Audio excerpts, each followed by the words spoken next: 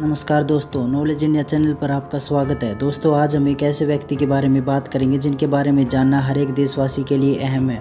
हम बात कर रहे हैं अब्दुल कलाम सर की। दोस्तों, 19th में जहां अमेरिका, रूस जैसे बड़े बड़े देशों के पास ऐसी ऐसी मिसाइलें थी जो एक महाद्वीप से दूसरे महाद्वीप तक हमला करने में सक्षम थी, लेकिन दुर्भाग्यवश भारत के पास ऐसा कोई साधन नहीं था और इसी कारण भारत अन्य देशों के मुकाबले रक्षा क्षेत्र में काफ़ी पिछड़ा हुआ था।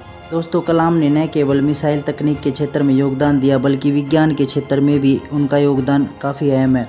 एक एरोस्पेस वैज्ञानिक के रूप में कलाम ने भारत के दो प्रमुख अंतरिक्ष अनुसंधान संगठनों, रक्षा अनुसंधान और विकास संगठन यानी DRDO और भारतीय अंतरिक्ष अनुसंधान संगठन यानी इसरो के साथ काम किया। हालांकि स्वदेशी निर्मित मिसाइलें अग्नि और पृथ्वी के विकास और संचालन में उनका काम ने उन्हें भारत के मिसाइल मैन की उपाधि से नवाजा था। इसी के साथ कई ऐसे तरीके हैं जिनके कलाम ने साइंस एंड टेक्नोलॉजी में भारत की मदद की। 1980 के दशक में जब भारत ने स्वदेशी सैटेलाइट लॉन्च व्हीकल यानी SLV बनाने का सपना देखा था, उस समय डॉक्टर कलाम ने इसरो में स्वदेशी SLV के विकास के लिए प्रोजेक्ट डायरेक्टर के रूप में 10 साल कड़ी मेहनत की थी। SLV-3 के जुलाई 1980 में पृथ्वी की कक्षा के निकट में रोहिणी उपग्रह को सफलतापूर्वक इंजेक्ट किया, जिसके बाद भारत स्पेस क्लब का विशेष सदस्य बना।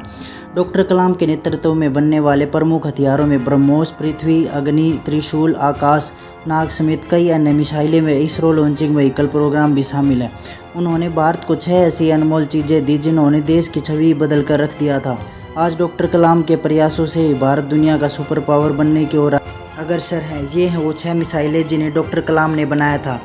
First, Prithvi missile. Prithvi missile का पहला प्रशिक्षण 25 फरवरी 1988 में किया गया था। इस मिसाइल का प्रशिक्षण अब्दुल कलाम को देखरेख में ओडिशा के धामरा टप के द्वीप पर किया गया था। ये मिसाइल 500 से 1000 किलोग्राम वजन तक के शस्त्र को ले जाने में सक्षम है।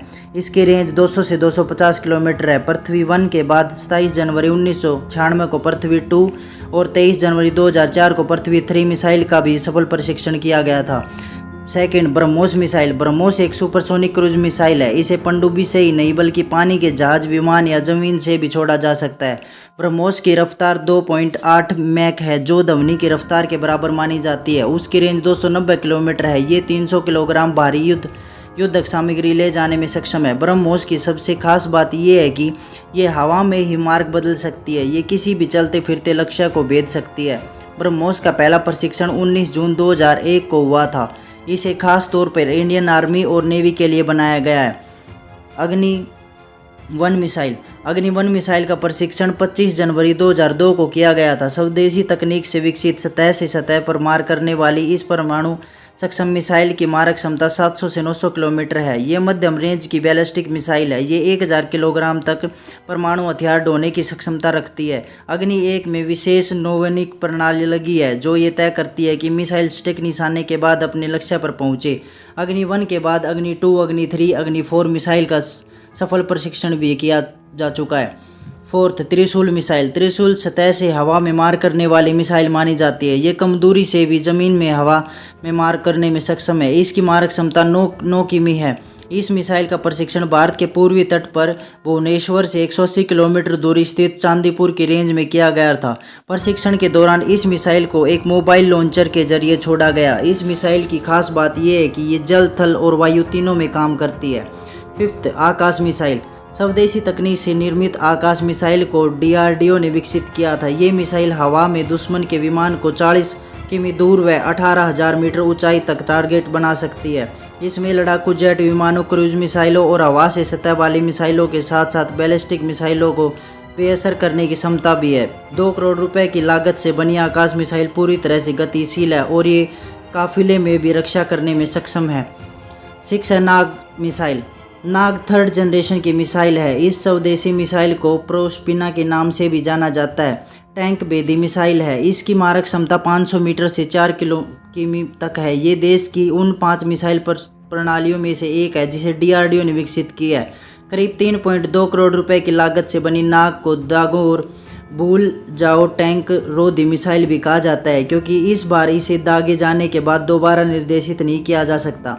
अब्दुल कलाम के निर्देश में बनी ये 6 बहुमुखी मिसाइलें भारत को दुनिया के अन्य संपन्न देशों के सामने मजबूती से खड़ा करती हैं।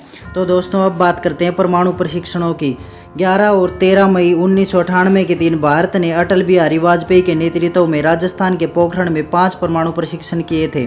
उस समय एपीजे अब्दुल कलाम ने मुख्य वैज्ञानिक सलाहकार के रूप में पोखरण द्वितीय परमाणु परीक्षण का नेतृत्व करने में महत्वपूर्ण भूमिका निभाई थी। 1 जुलाई 1992 से दिसंबर 1999 की अवधि के दौरान कलाम की देखरेख में परमाणु परीक्षण ने भारत को परमाणु संयंत्र राज्य बना दिया था। भारत की कलाम के नेतृत्व में विज्ञान और प्रौद्योगिकी के क्षेत्र में आगे बढ़ रहा था और अन्य शक्तिशाली देशों के बीच अपना लोहा मनवाने में सक्षम रहा। तो दोस्तों, कैसी लगी वीडियो कमेंट करके जरूर बताएं। चैनल पर नए हैं तो चैनल को लाइक सब्सक्राइब जरूर कर ले। जय हिंद दोस्तों।